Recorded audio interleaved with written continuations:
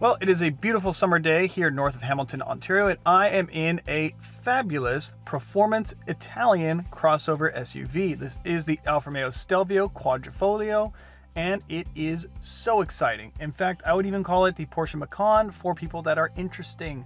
So let's get to the specs and then we'll get to the driving. The big news here, the headline features that this is an SUV with the heart of an Italian sports car. Under hood is a 2.9 liter twin turbo V6. It is codenamed the 690T. It has outboard turbos, not a hot V. It makes beautiful music and 505 horsepower. It also makes 443 pound-feet of torque. It's a 90-degree V6, which is interesting in today's world. It's not a 60-degree, which are more common. And it is kind of similar, but not the same as the Nettuno V6 that is used in the Maserati MC20. Now, it isn't a Ferrari F154 V8 minus 2 cylinders, despite the 90-degree V angle, but it was designed by a Ferrari engineer, so there are some architectural similarities, but you can't tell people that your Alfa Romeo SUV has a Ferrari engine, because it doesn't. And it's actually different as well from the Nettuno V6 that Maserati uses. So there's 3 different Italian V6s right now, but they're actually a little different. But this one is a sweetheart. Now, the base Alfa Romeo Stelvio comes with a 4-cylinder. It starts around $60,000. This starts at $105,000. But the interesting thing is that there's not really a big option list. You could get expensive wheels, you could get expensive paint, or you could pay $4,000 to get Sparco Alcantara seats, which this one doesn't have. That's kind of it. It just kind of comes the way you get it. They're all all-wheel drive. They're all V6 twin turbo. Let's press the steering wheel mounted start button and go for a drive. Now, before we set off, we are going to put it in dynamic mode here on this clicky wheel. I have D and A settings. A for advanced efficiency, N for neutral or neutrale in Italian, I suppose. And then D for dinamica or dynamic, which is their sport setting. And then there's also a race setting, which we're not going to be using today. One thing I like is that you can put in the sport setting, which gives you sporty exhaust, sporty responses, and a sporty tack, but you can also press this button for the dampers, and now my dampers are smooth. I like that, but we'll keep it in sporty damper mode. So this car came out in 2017, and the one thing that we all immediately said was, we love this engine. I don't know what it is, but I'm really coming around on high performance V6s. Now that turbo 4s and twin turbo V8s are the norm in almost everything, I really like a twin turbo V6. Now, it's not just that it makes 500 horsepower, it makes a ton of power. This is a fast car. In fact, it will do 0 to 60 in the mid 3s, and it will go on to a top speed of 280 kilometers per hour. But that's not why I like it. I like this turbo V6 because it feels very turbocharged. A lot of the modern turbo engines, especially the ones from Germany, they feel kind of like diesels. It's over so quick. Not here. I feel like if you lean into it, I feel the boost build. And the power is up at the top. It's an engine that likes to be revved, which is not always the case with a turbocharged engine. The other thing I like is that this car is rear-wheel drive until it senses you need the extra grip, and it will call in the front wheels to help. And that means that it is a playful SUV. It plays around on the oversteer and the balance. It's beautiful to drive. And then when things get a little too hairy or when road conditions aren't as great, it calls in those front wheels to help, and you get the security of all-wheel drive. That's a standard feature on Stelvio, and I really, really like it. Now on the straight boring road, let's talk about this interior. Now, like I said, there's no real options for the interior. You get this kind of, I don't know if you can hear it, but this rough weave carbon fiber. It reminds me of when lacquered wood kind of fell out of fashion. We all went to kind of open pore finish. It basically feels like open pore carbon fiber. It's an interesting texture, and I kind of like it. It feels premium. What does a 500 horsepower V6 sound like? Beautiful music.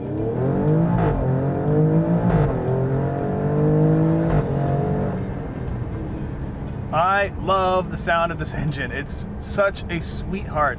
It sounds so emotional. It sounds good at idle. It sounds good in the mid-range. Rev it out. I could maybe do without the kind of artificial burps it does on the upshifts, but it's so fun to drive, I'm not even gonna care. And that's the thing too, is that so many SUVs are fast. There are so many fast SUVs now. And I'm gonna say I've driven a lot of them, and so few of them are fun. A lot of SUVs have launch mode. This car has a carbon fiber drive shaft, so it doesn't have launch mode because you would just splinter it. It would go to smithereens. But it's dedicated to being fun to actually drive, not just blast from launch mode and go to the speed limit and then hammer on the brakes and do it again and again. But it is fun to accelerate. Come into a turn, drop a gear, and it just powers its way through. Absolutely splendid to drive. Getting back to the interior, trying to, but I keep getting distracted by how fun it is to drive. It's really nice in here. It feels like kind of like an upscale Mazda cabin. The ergonomics are fabulous. You sit 8 inches higher than you do in the Giulia, which is interesting because this actually shares a platform with the Giulia Sport Sedan, which is why it has such incredible handling. It's based on an amazing sports sedan. It has big brakes, which we're using to slow its 4,000 pounds into these corners. The big fly in the ointment for the interior is not the seats. They're very comfortable. It's not the interior noise, which is quite tolerable on the highway, nor the stereo, which is quite nice. The big fly in the ointment is the native infotainment system, which is borderline unusable. I used to always make fun of the old Toyota system for being like an Atari. At least an Atari system is able to be figured out. This is just, it's not great. I don't have a nice thing to say about it.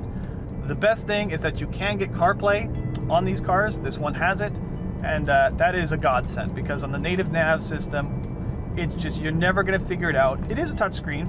You also have a little control wheel, but just the layout is hard to figure out.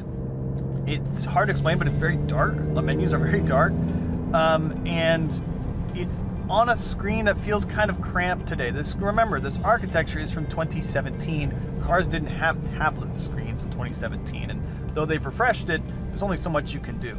You can feel the front tires scrubbing when you do a U-turn because it has a pretty aggressive alignment in this car to make it handle the way it does, and I like it. I mean, it really just doesn't get old, and I can't express enough how it feels like the power is at the top. You have to wait for it and rev it like a real sports car, not like these twin turbo V8s where everything has peak torque by 1700 RPM. Now the other thing is that this road's kind of bumpy, kind of crappy. I press the soft damper button, and now I have soft suspension, but I still have the sporty transmission and power settings. And I really like that I can kind of configure that. There isn't an individual mode that you can kind of configure your way, but I don't really miss it. The preset settings are quite nice. I usually drive around in the neutral setting. I find the efficiency setting to be kind of a miss in this car, but what do you do? So, what does 0 to 60 in 3.8 seconds feel like? Well, there's no launch mode, but I can give you a rough approximation. We're in manual. Let's put it in automatic, and mat the gas, and away we go.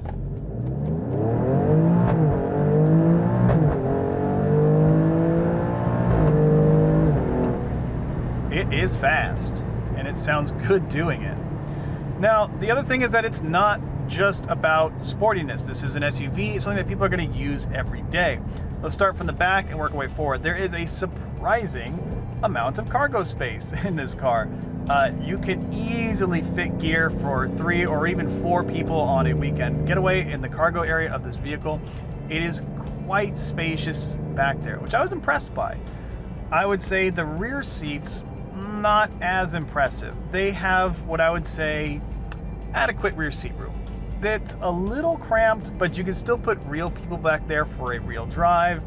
But, you know, it was a weird choice to prioritize cargo space over the rear seat passengers, but it's not so bad. The rear seat passengers, it's just okay. Front seat passengers have loads of room. Like I said, they hit a perfect seating position in this sporty SUV. Sometimes I feel like they're too tall for how sporty they are. Sometimes I feel like the seating position can be too low in these cars.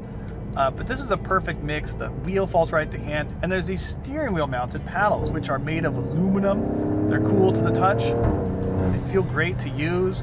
That's a nice little exotic touch that's borrowed right from Italian sports cars. Love that. Although when you turn the wheel, the paddles aren't where you left them. But I like it.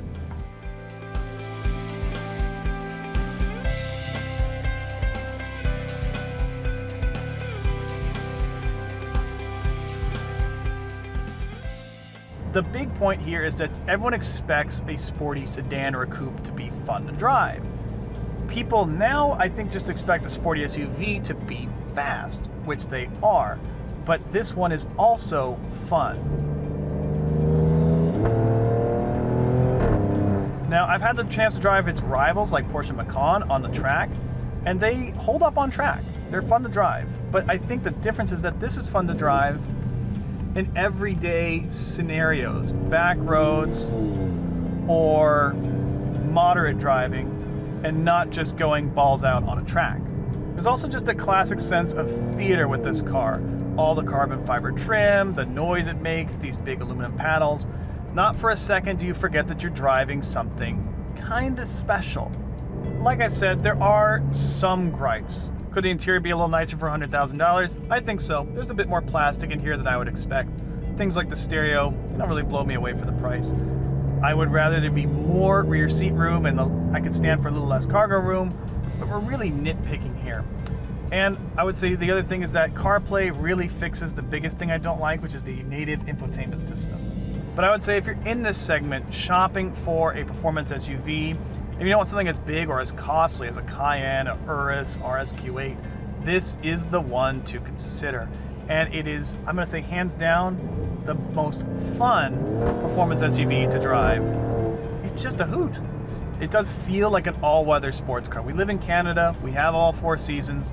I think a car like this is fun to drive throughout all seasons. I can just imagine throwing a roof rack on this car, some winter tires on these beautiful performance wheels, and having a beautiful day skiing, if we had mountains in Ontario, which we don't.